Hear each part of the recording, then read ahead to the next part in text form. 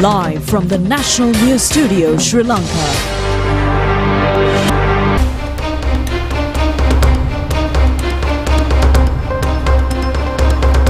Stories around the world, stories here at home. This is the National News Broadcast bringing to you live from the Rupavahini News Studios. A very good evening to you. I'm Charita Pinapurarachi. A very good evening. I'm Dilanjali Ananda and this is the top stories for tonight.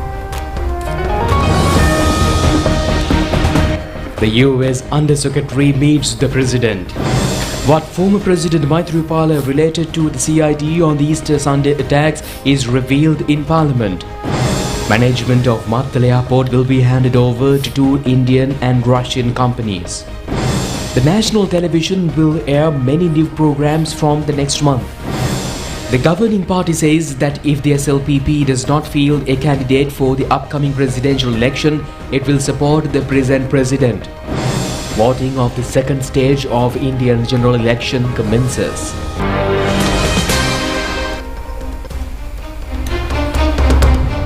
For this and other stories in detail. Undersecretary for Trade and Foreign Agricultural Affairs at the US Department of Agriculture, Alexis Taylor, paid a courtesy call on President Ranil Wickremesinghe today at the President's office. During the discussions, the President was briefed on the ongoing dairy modernization program supported by the US President. President Wickremesinghe welcomed the program, stating that it would complement the island-wide dairy expansion projects. Furthermore, the President outlined the government's agriculture modernization efforts, emphasizing the importance of attracting a greater level of youth involvement in the sector. The US delegation expressed their support for these initiatives, pledging to provide necessary assistance.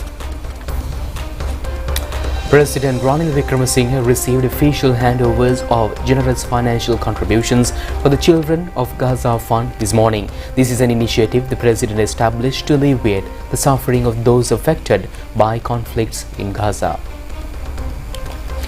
Among the contributions, the Huda Jumma Mosque in Kalbune donated 1,589,000 rupees. The Al Ceylon Jamiatul Ulama Kenya branch donated 5,300,000 rupees. The Regional Education Office in Kalbune contributed 3,128,500 rupees and the Sports First Foundation donated 300,000 rupees to support the cause.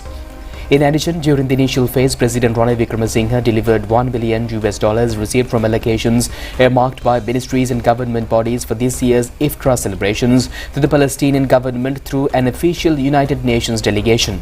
Furthermore, in response to the President's call for contributions to the Children of Gaza Fund, a substantial sum has been collected. Slotted official transfers to the Palestinian government opened the 30th of April, and those who are wishing to donate are encouraged to deposit their contributions in the Bank of Ceylon Taprobane branch account number 70500016 before the special deadline.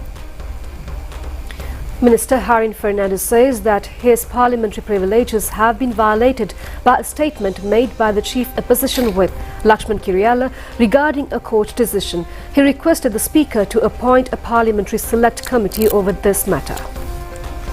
Addressing the Parliament, Minister Fernando raised concerns over MP Kiriella's statement about the judicial proceedings concerning the case filed against the two party members who had crossed over to the government. In his statement, MP Kiriella claimed that out of the three-judge bench hearing the case, two have written their verdicts, while one judge is yet to write down his verdict, urging the judges to announce their decision without delay. Raising the matter in Parliament, Minister Harin Fernando inquired about how MP Kiriella was aware that two of the justices had written down their verdicts while one judge's decision was pending. Questioning if MP and the judges were in contact over the proceedings of an ongoing case, Minister Fernando pointed out that it was a violation of his parliamentary privileges. He further called on the Parliament to appoint a select committee to investigate how MP Kiriella had obtained such information and if the information was being shared between the two parties in violation of his parliamentary privileges. Responding to this, the Minister MP Kiriella revealed that he had only urged the judiciary to fast-track the announcement of the verdict related to the case. He further said that speaking of a delay in a court case was not a breach of parliamentary privilege, and that MPs and the general public would voice or could voice their opinions to question the delay in court verdicts. Minister Susil Premjayantha said that this is not a case where a judgment has been made, but a case of pending judgment. Therefore, the actions of certain judges of a court case of pending judgment cannot be discussed. Attention will be focused to several cabinet decisions at present. The government is implementing various programs and projects for the betterment of the living standards of all citizens of Sri Lanka, and it is apparent to be appropriate to promote transparency and accountability of the governance through getting assistance of the community for the supervision of those programs and projects. Further to that, it will lead to ensuring the knowledge and participation of community be engaged in those programs and projects, while ensuring that the particular programs are prepared for accomplishing precise requirements of each area. Accordingly, the Cabinet of Ministers granted approval for the proposal furnished by the Honourable President to entrust power to the provincial governors to appoint community consultancy committees on honorary basis to supervise the programs, namely Urumaya Land Ownership Program, Urban House Ownership Program, Upcountry Decade Program, Agriculture Modification Program and the Rice Distribution Program in coordination with the relevant divisional secretariats. Since several private establishments are engaged in import and distribution of petroleum products, the requirement of an independent, dynamic, productive and efficient regulatory mechanism has been recognized to look for solutions to the challenges of the sector to enhance the quality of the products and safeguard the requirements of consumers and other stakeholders. Therefore, the Cabinet of Ministers granted approval to the proposal suggested by the Minister of Electricity and Power for appointing a committee chaired by the Secretary to the Ministry of Electricity and Power to present recommendations after studying in regard to that and formulate a legal framework in the regard. Approval of the Cabinet of Ministers was granted to call for aspirations from the parties interested in for utilising the facilities of Mattala Rajapaksa International Airport. The Cabinet of Ministers expressed their consent to the resolution furnished by the Minister of Ports, Shipping and Aviation to entrust Shaurya Aeronautics Private Limited of India and Airports of Regions Management Company of Russia or its affiliated entrepreneurships with the management of the Mattala Rajapaksa International Airport for a period of 30 years as per the recommendations of the negotiation committee appointed by the Cabinet of Ministers. This proposal was submitted by Minister Nimal Sripala de Silva. Cabinet spokesman Minister Dr. Bandula Gunawardena says that the draft bill of assets acquired through a crime will be presented under the agreement signed with the IMF to obtain comprehensive credit facilities. The minister made these comments at the media briefing held in Colombo to inform the cabinet decisions.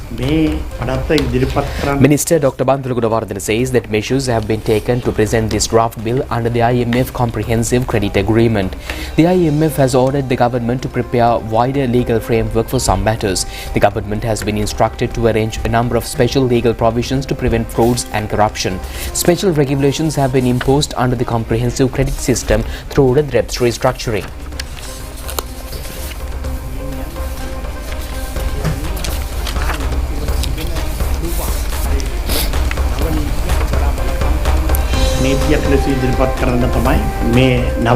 The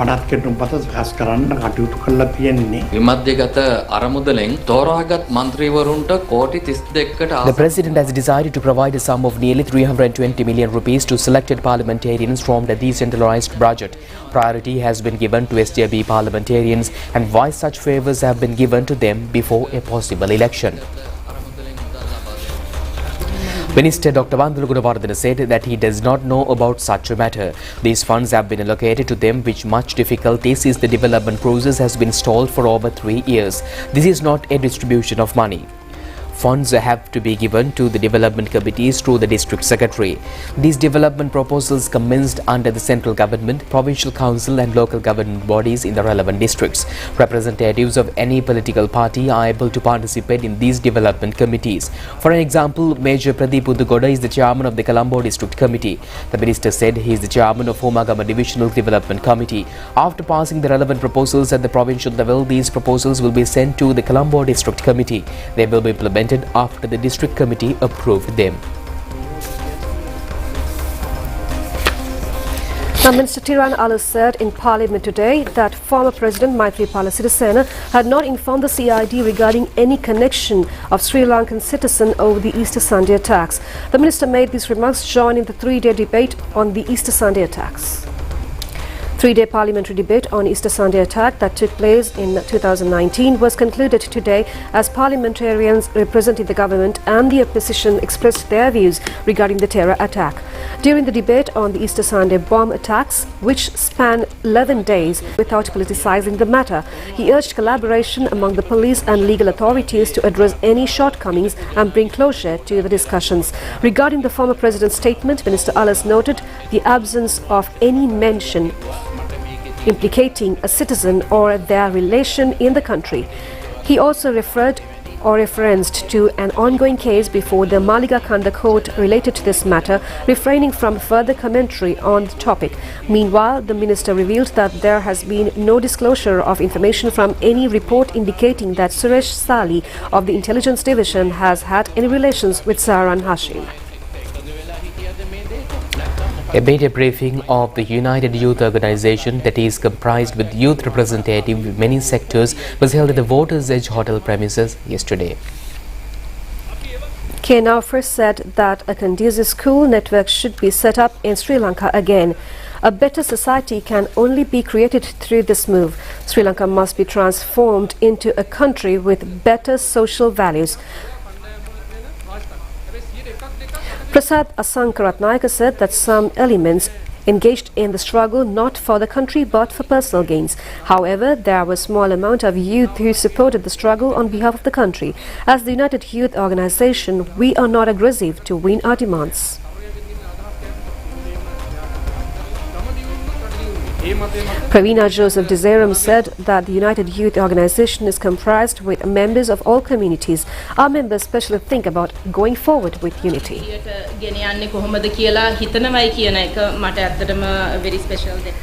The Sri Lanka Rupavahini Corporation will mark a turning point in its programs from the month of May.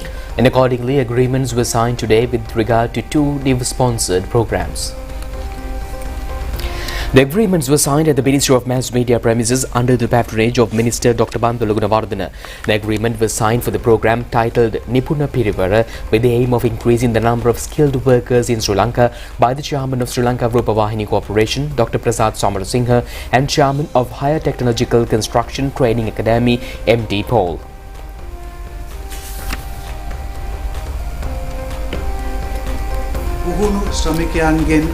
Deputy Director General Programs of SLRC Nilar N. Kazim said that this program will be telecasted at 11 am from the national television on every Sunday from the next Sunday under the theme of having a country full of skilled workers.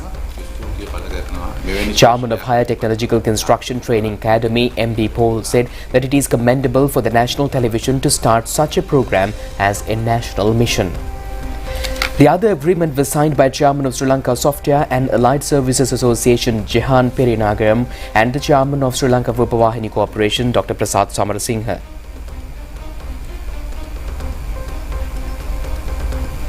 We want to encourage the building of Sri Lanka as a leading provider of IT and BPM services to the world. For this, we need to encourage the adoption of innovation across Sri Lanka, building awareness of skills, encourage our young people to become entrepreneurs in tech. So the partnership with Rupavahini will be key to getting this awareness across Sri Lanka. We don't want this to be only in the Western Province, we want it to be from the north, south, across the country. So the SLASCOM Ingenuity Awards, which is coming up in June, we want young to showcase their products, their innovations to the country and to the world. So we want a platform to showcase innovations across the country. So we encourage young people from schools, universities. This is your opportunity to apply and be known. We want to encourage companies, not only tech companies, but also banks and all industries, look at IT innovations, showcase it in the SLASCOM Ingenuity Awards. So we are very grateful to Rupavahini, to Prasad, Sanjeeva and their teams for coming forward and giving us a platform which will create awareness across the country. Minister Dr. Bandara Gunawardena said that national television and the ITN are the channels that have wider coverage throughout the island. Therefore, responsible institutes and individuals should get together and produce better programs to lead the nation towards the right path. The television media is revitalizing after the crisis situation in 2020 and onwards.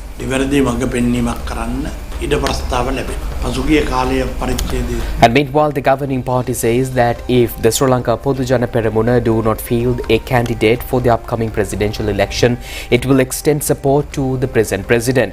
Following a meeting with President Ranil Wickremesinghe at the presidential secretariat yesterday, several representatives of the governing party made these remarks. Parliamentarian Sudarshana Dhanipitiya said that if the SLPP names and present president for the upcoming presidential election, we will extend our maximum support to the president.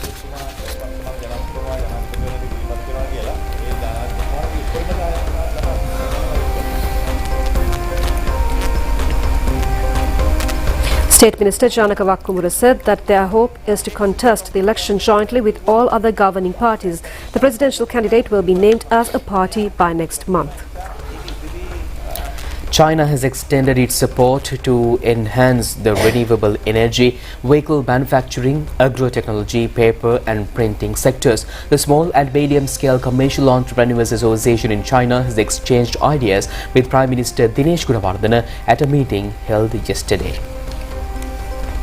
The meeting took place at the Temple Trees. They focused attention to expand commercial investments in many sectors including renewable energy, vehicle manufacturing and agrotechnology. Chairman of the Small and Medium Scale Commercial Entrepreneurs Association, Ren Singhul, expressed his satisfaction for the Prime Minister's tour engaged in China recently.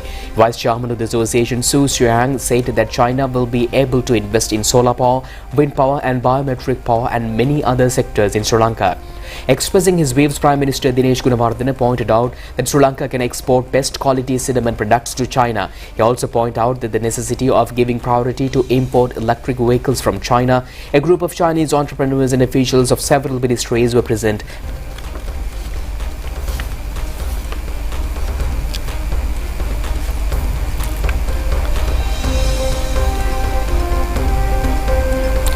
The Chinese delegation also met Agriculture of Mahinda Amaravira and held talks yesterday. At a meeting, they said that they are ready to extend required support to export Sri Lankan vegetables and fruits and allied products to China. The minister also informed the Chinese delegation to present a set of proposals with regard to be implemented in Sri Lanka. The minister also requested the Chinese delegation to provide required technical assistance to increase milk, eggs and meat products in Sri Lanka. Accordingly, a representative will be appointed from both sides to coordinate the scheduled development projects. Minister Manush Nanayakkara says that Sri Lankan migrant workers have sent over $10 billion to the country. He made these remarks addressing the Ratnapura district program of the Jagam Sri Lanka Smart Program Series. This is the 11th program of this series. It was held in Ratnapura. Over 40 registered job agencies participated in this mobile service to provide foreign employment for the youth in the Ratnapura district. An office of the Ministry of Labour has also been set up here in order to solve the labour problems in the Ratnapura district. Sets of school equipment were also distributed among the school children of the migrant worker families in the Ratnapura district. 523 sets of school equipment were distributed among the children. Sets of smart boards for smart classes in the selected schools from 18 divisional secretariats areas in the Ratnapura district were also distributed at this occasion. In addition, members of migrant workers' families were provided with financial assistance under various categories.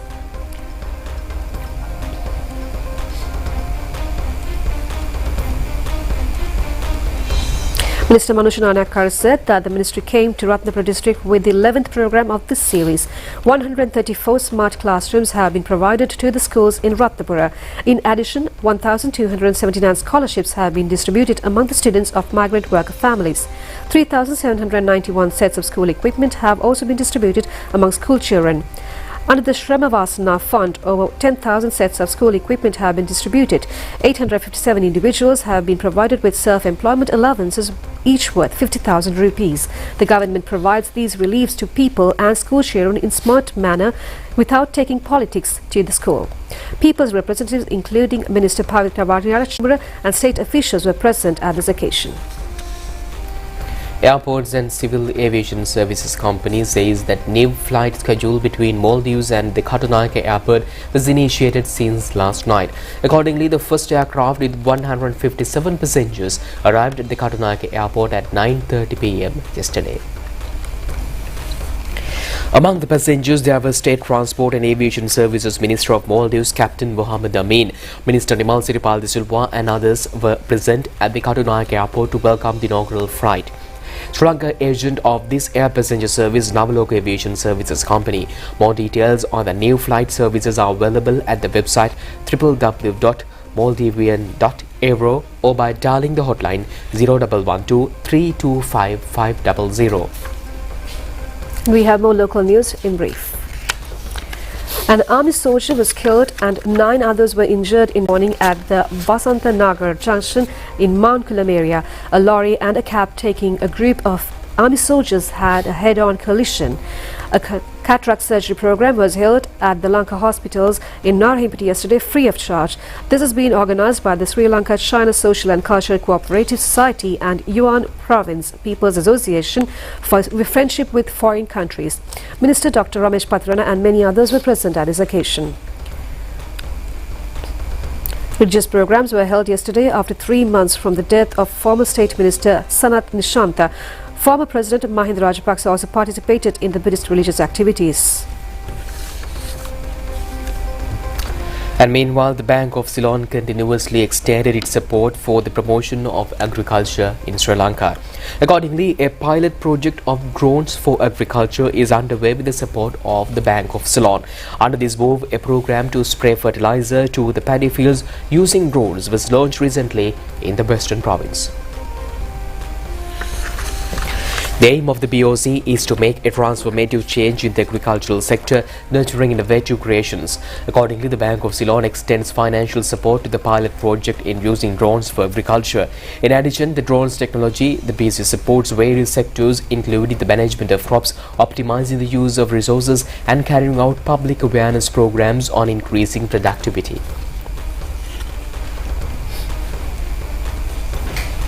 Pinnavala Tourism Zone has gained a high tourism attraction during the festive season. Pinnavala Open Air Zoo also has earned a high income during this month. There are about 70 elephants at the Pinnavala Elephant Conservation Centre. Many visitors came to the centre to see bathing and feeding of elephants and the daily behavioural pattern of elephants. Deputy Director of the Pinnavala Zoo, Miran Madhavala, said that the new calf elephant born on the 20th of March was also able to attract many visitors. This especially arrived in the Pinnavala Open Air Zoo to see animals freely moving around. Over 52,800 tourists have come to the Pinnavala Elephant Conservation Centre during the first 3 months of this year. It has earned an income of over 48.8 million rupees during this period. There are about 350 animals in the Pinnavala Open Air Zoo. It is reported that economy of the traders of this tourism zone has also increased in the season. And meanwhile, an experiment conducted by the veterinary faculty of the University of Peradeniya on preventing contraception among female toque monkeys have become successful. The veterinary experts have prepared a minute loop for this purpose. The loop was placed in the womb of the female toque monkeys yesterday. 1.5-year-old female monkey that has delivered babies once was used for this test. Dean of the faculty, Professor Ashoka Dangola, said that the system is similar to the birth control method used in women at present. He said that the NIV loop is successfully operating, preventing pregnancies.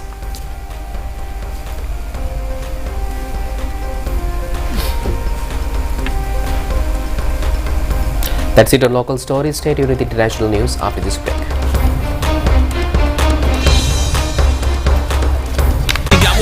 Kamuda Machan, prima kotumi fantamai.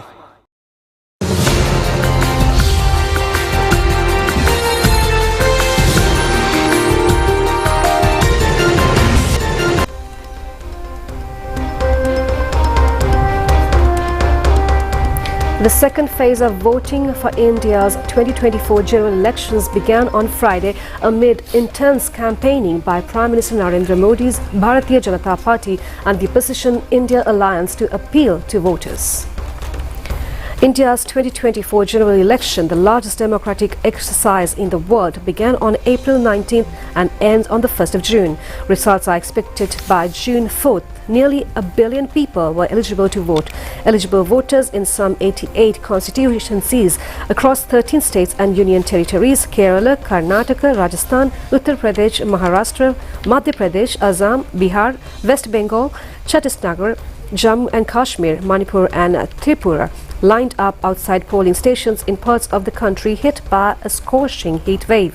Indian media reported a 25% voter turnout across the states and union territories as of 11 a.m. local time. Student protesters in the United States have vowed to continue demonstrations against Israel's war on Gaza despite the arrest of dozens of protesters at several universities in the United States.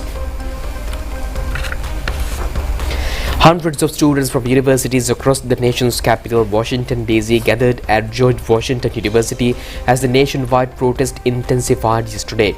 There was a large police presence near the university, with rumors circulating among the students that those forces would be used to move the protesters by yesterday's evening. A Royal Navy destroyer had shot down a missile fired by the Iranian-backed Houthis in Yemen.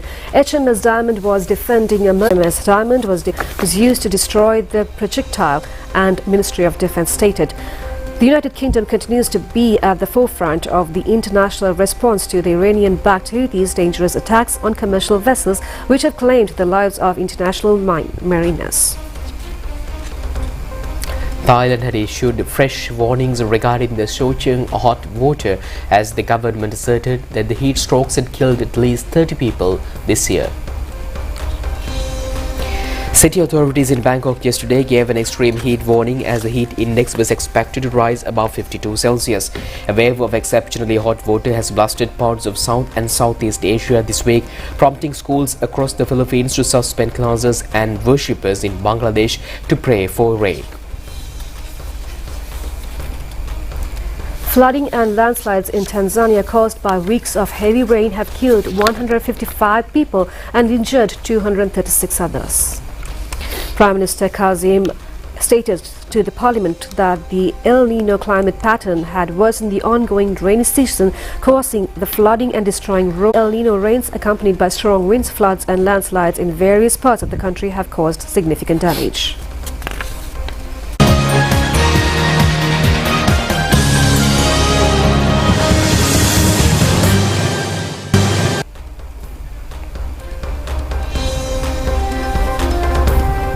The Sri Lanka women's team won the first qualifying match of T20 World Cup cricket tournament against Thailand by 67 runs.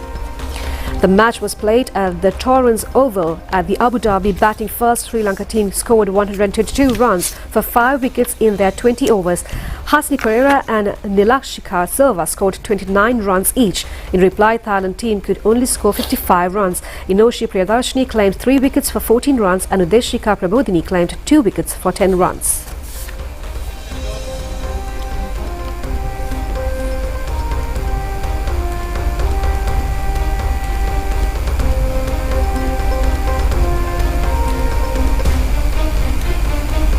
Sri Lankan athlete Beron Vijayasinghe secured the 5th place of 100-meter men's running event in the Under-20 Asian Athletic Tournament.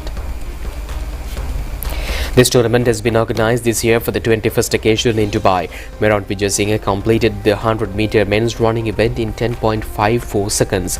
This is the best timing he has recorded in his athletic life. Beron Vijayasinghe is from Anand College in Colombo. The first place of this event was won by a Chinese player who completed the event in 10.19 seconds.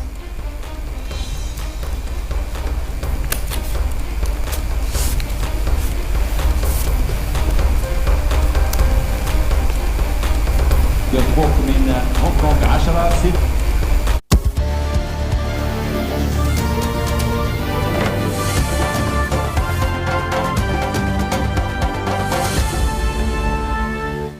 உங்கள் மனதின் சந்தோஷ கதவுகளை அதிர்ஷ்டத்தின் மூலமாக திறப்பதற்கான வாய்ப்பு And with that, we wrap up tonight news. Do it just tomorrow at the very same time. I'm Charita signing with Dulanjali. Stay safe. Good night.